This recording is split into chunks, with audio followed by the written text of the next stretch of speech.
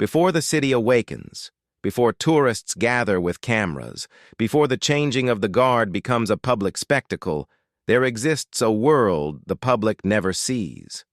It begins in darkness, in silence, in the precise movements of men and women who have chosen a life of extraordinary discipline. The alarm sounds at 4:30 in the morning. There is no snooze button in this life. Within seconds, feet touch cold floor. The barracks are austere. Narrow beds arranged in perfect rows, lockers standing at attention like soldiers themselves. Each guard rises with the same practiced efficiency, movements honed by months of training until they become instinct rather than choice. The first task is personal inspection. Standing before a mirror, each guard examines their own face with clinical precision. For men, shaving is not merely grooming, but ritual. The blade must remove every trace of stubble. A single missed patch means failure. The skin must be smooth enough that even the closest inspection reveals nothing but discipline. For women, hair must be secured so tightly that not a single strand could escape during 12 hours of standing. Nothing can move. Nothing can be out of place. The uniform comes next, and here the real ceremony begins. These are not simply clothes to be worn. Each piece carries the weight of history, of tradition stretching back centuries. The tunic is lifted carefully from its hanger, inspected for any imperfection. Buttons are counted, examined for tarnish. They must shine like mirrors. The previous night, these same buttons were polished for 30 minutes, yet they are polished again. Excellence is not achieved once and forgotten. It must be renewed each day. Dressing takes 40 minutes. Each element must be positioned exactly. The belt buckle aligns precisely with the center seam of the trousers. The tunic hangs with mathematical symmetry. Creases in the fabric fall in predetermined lines, pressed so sharply they could draw blood. This precision is not vanity, it is the visible expression of invisible discipline. The boots receive their own devotion. They were polished the night before until the leather gleamed, yet they are buffed again this morning. The guard kneels, applies wax in small circles, buffs with a soft cloth, then a harder cloth, building layers of shine that take months to perfect. Some guards have polished the same pair of boots for years, building a depth of luster that cannot be rushed or faked. When finished, the boots reflect faces like dark mirrors. By 6 o'clock, the guards gather for inspection. They stand in formation, shoulders back, chins level, eyes fixed on infinity. The inspecting officer moves down the line with merciless attention. He examines collar alignment, button placement, the precise angle of the cap. He checks for loose threads, scuffed leather, fingerprints on brass. His white glove runs along surfaces, searching for dust that doesn't exist. A speck of lint means failure. A button 1 degree off center means failure. The standard is perfection, and perfection has no margin. Those who pass move to breakfast. Even eating is performed with awareness. Food is fuel, not entertainment. Meals are consumed efficiently, with enough nutrition to sustain the body through hours of motionless standing, but not so much that drowsiness follows. Guards learn to calibrate their needs precisely. Too little food and the muscles tremble during the watch. Too much and focus softens. The body must be maintained like any other piece of equipment. After breakfast comes the final preparation. Guards receive their specific post assignments. Each location has its own requirements, its own challenges. Some posts face full sun for hours. Others stand in shadow where cold seeps into bones. Some face crowds of tourists who test discipline with questions, jokes, provocations. Others stand in lonely corridors where the only company is silence. Before taking position, there is one last check. Partners inspect each other, looking for anything the first inspection might have missed. A crooked badge, a loose thread, a smudge on leather. They help each other achieve the impossible standard, because failure of one is failure of all. This is not friendship in the civilian sense, though bonds form. This is mutual accountability. They are responsible for each other's excellence. Then comes the march to position. Even walking is ceremony. Steps are measured, identical in length and pace. Arms swing with mechanical precision. The guards move as if they are one organism, not many individuals. They have trained until individual preference disappears, until only the collective remains.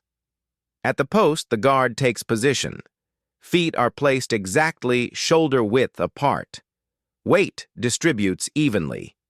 Knees remain unlocked to prevent fainting, yet the stance appears rigid. Hands rest in the prescribed position, for some posts crossed behind the back, for others holding a rifle at precisely 45 degrees. The chin lifts to a specific angle. Eyes fix on a point in the distance, not scanning, not following movement, but holding steady like a statue's gaze. And then begins the standing. The public sees a motionless figure, a tourist attraction, a subject for photographs. They do not see the battle happening inside that stillness. The human body is not designed for motionless standing. Within minutes, muscles begin to ache. Blood pools in the legs. The back sends signals of discomfort. The neck stiffens. These sensations grow stronger with each passing minute, each passing hour. The guard learns to exist inside discomfort without responding to it. Pain is noted, acknowledged, and set aside. The mind observes the body's complaints as if from a distance, refusing to grant them power. This is not suppression, but discipline of consciousness itself. The guard remains present, alert, aware, while simultaneously transcending physical limitation. Distractions multiply. On crowded days, tourists press close, making jokes, attempting to provoke reaction. Children wave hands before the guard's face. Adults pose for photographs, sometimes touching the uniform without permission. Questions come in dozens of languages, some genuine, some mocking. The guard hears everything and responds to nothing. The face remains unchanged. The eyes do not track movement. To react is to fail. Weather provides its own test. Summer heat builds inside the heavy uniform until sweat runs in streams beneath the wool. Yet the guard cannot wipe it away, cannot adjust position for relief. Winter cold penetrates layers, numbing fingers and toes until they lose sensation. Still the guard stands because the standard does not change with comfort. Time moves differently in stillness. Minutes stretch into eternities. The mind, denied external stimulation, turns inward. Some guards meditate, focusing on breathing, on the sensation of air moving in and out. Others recite memorized passages, prayers, or poetry, creating internal rhythm to mark the passage of time. The undisciplined mind wanders, grows bored, creates suffering. The trained mind finds peace in duty itself. Every 2 hours, relief comes. The changing of the guard is performed with the same precision as everything else. The incoming guard marches to position in exact steps. The exchange happens with choreographed timing. The departing guard steps away with mechanical precision, marching to the rest area where muscles can finally relax. But rest is not leisure. It is recovery for the next watch. Guards drink water, use the restroom, eat small amounts if needed. Some perform stretches to prevent cramping. Others sit in silence, conserving energy. Within 30 minutes, they will stand again, and the body must be ready. Some days require 3 watches, 9 hours of standing, with only these brief intervals between. Night watches carry different challenges. The crowds disappear, leaving only darkness and isolation. Fatigue accumulates from the day's standing. The body craves sleep, sending waves of drowsiness that must be resisted. The guard stands in empty corridors or courtyards, maintaining the same perfect posture when no one watches as when thousands do. This is where true discipline reveals itself, in the choices made when no one can see. The hierarchy that governs this life is absolute. Senior guards have earned their position through years of flawless service. They know every regulation, every standard, every tradition. Junior guards learn from them not through conversation, but through observation and correction. A senior guard's slightest gesture carries authority. His standards become their standards. His discipline becomes their template. Training never ends. Even after months or years of service, guards continue drill practice. They rehearse marching, weapon handling, ceremonial procedures until they could perform them unconscious. Muscle memory is built through 10,000 repetitions, then 10,000 more. When ceremony is required, the body knows what to do before the mind gives instruction. The mental endurance required exceeds the physical. The body can be trained to stand, to endure discomfort. The mind must be trained to accept monotony without rebellion, to find meaning in repetition, to maintain focus when nothing happens. This is the harder discipline. The guard learns to be present in emptiness, to find purpose in the simple act of holding position. Sacrifices accumulate silently. Social life diminishes to near nothing.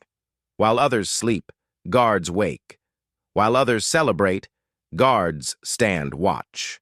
Holidays, weekends, special occasions, the duty continues unchanged. Families grow accustomed to absence. Friends drift away, unable to understand a life so completely devoted to service. Physical cost builds over years. Feet develop permanent calluses. Backs suffer from hours of rigid posture. Knees wear from standing. These are not injuries requiring treatment, just the slow accumulation of wear that comes from using the body as an instrument of duty. The guards accept this. The service demands the body, and the body is given. Yet within this life of restriction, something unexpected emerges. The very severity of discipline creates a form of freedom.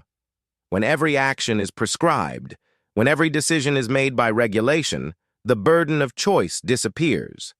The guard need not wonder what to do, how to act, whether performance was sufficient. The standard is clear. Meet it or fail. This clarity brings peace. The bond between guards forms not from shared conversation, but shared ordeal. They know each other through action, through performance under pressure, through the silent support given during difficult watches. Words are unnecessary between those who have stood together through heat and cold, through mockery and honor, through exhaustion and duty. They trust each other absolutely because trust has been proven in the only way that matters, through consistent action. As the day ends, the final watch concludes. The guard marches from position for the last time, returning to barracks as darkness falls. The uniform is removed with the same care it was donned. Each piece is inspected for damage, cleaned if needed, prepared for tomorrow. The boots are polished again, building another thin layer onto years of accumulated shine. Before sleep, there is time for brief personal life. Some write letters, some read, some simply sit in silence, allowing thoughts to surface that were suppressed during duty hours. But this time is short. The alarm will sound again in a few hours, and the body needs rest to repeat tomorrow what it accomplished today. In the quiet of the barracks, as guards settle into sleep, a question might arise in the observer's mind. Why? Why choose this life of restriction and sacrifice, of pain endured and personality suppressed? Why stand motionless for hours, achieving nothing visible, producing nothing tangible? The answer lies not in what guards do, but in what they represent. They are living demonstrations of human capacity for discipline. In a world that celebrates self-expression and personal freedom, they show that strength can also be found in restraint. In an age of instant gratification, they prove that value exists in patient endurance. They teach without speaking that some things matter more than personal comfort, that duty fulfilled with excellence carries its own reward. Their service demonstrates that not all important work is visible or celebrated. The world functions because some people do their job whether anyone notices or not, whether anyone thanks them or not. The guard at midnight in an empty corridor is as committed as the guard photographed by thousands. Excellence pursued when no one watches is excellence in its purest form. Their discipline reveals a profound truth that humans can transcend immediate sensation through mental training, that the body's complaints need not dictate action, that discomfort can be acknowledged without surrender. This is not suppression of humanity, but refinement of it.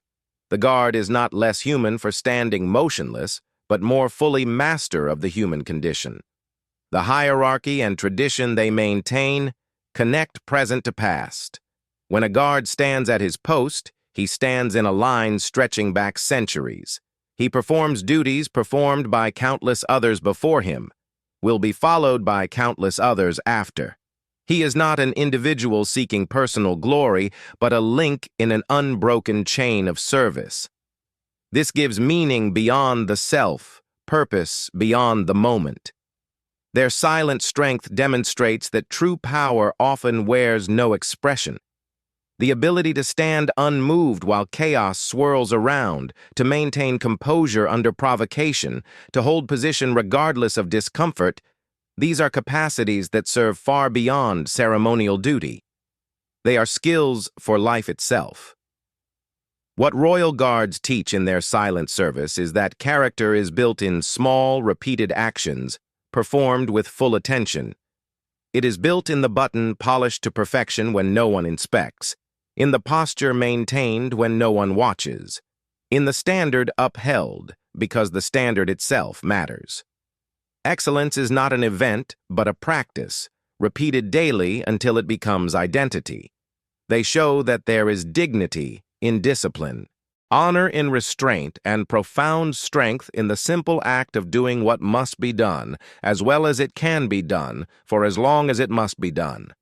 This is the gift of their service, not merely protecting places or performing ceremonies, but demonstrating possibilities of the disciplined human will.